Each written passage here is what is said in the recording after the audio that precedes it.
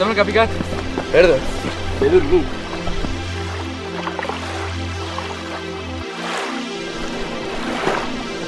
Nico, hem cagat. Com tornarem? Sí, jo també m'he dormit. Bé, doncs ens hem de moure. Espera, Edu, espera. No sabem cap on hem d'anar. I si ens allunyem encara més? No, home, no, hem de remar, ja arribarem. Ahir vaig sentir per les notícies que faria tramuntana i el vent bufa cap allà. Si això no és tramuntana, i si és xaloc, llevant o garbí. Tranquil, home, això es solucionarà. Però que no veus que estem al mig del mar i no tenim ni la més remota idea d'on està la costa?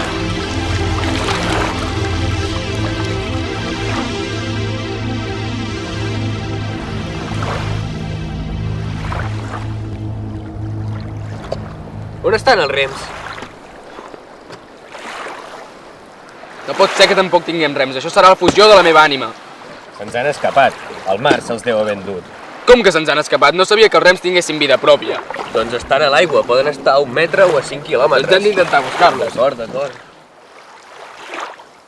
Això és imperdonable. Com pot ser que ens hem adormit els dos? No ho sé, què vols que et digui? A vegades no podem controlar quan dormim. Només passa com moltes coses de la vida i com la vida mateixa i, en aquest cas, tampoc podem controlar cap on anem. Per què creus que estem aquí, doncs? Perquè ens hem perdut? No, pensa una mica. El que ha passat és que hem perdut el control de la barca i li hem cedit a qui no li havíem de cedir, al mar. No li hem pas cedit el control al mar. Simplement el mar ens ha matat rems i ens ha arrossegat a la perdició. Però no creus que més aviat ha estat culpa nostra? No, però hem deixat que agafi el control, l'hem perdut.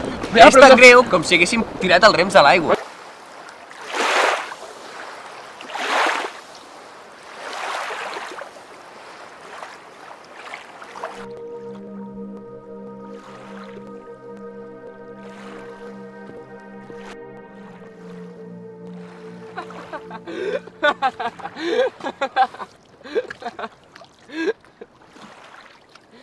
Però què et passa, que t'has tornat boig?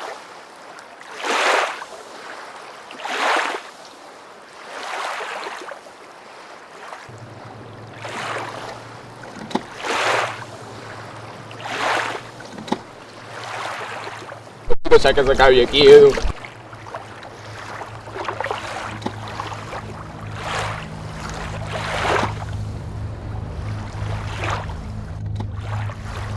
Totes aquestes corrents em mouen en totes direccions. No hi ha sentit, no hi ha camí, però faig recorregut.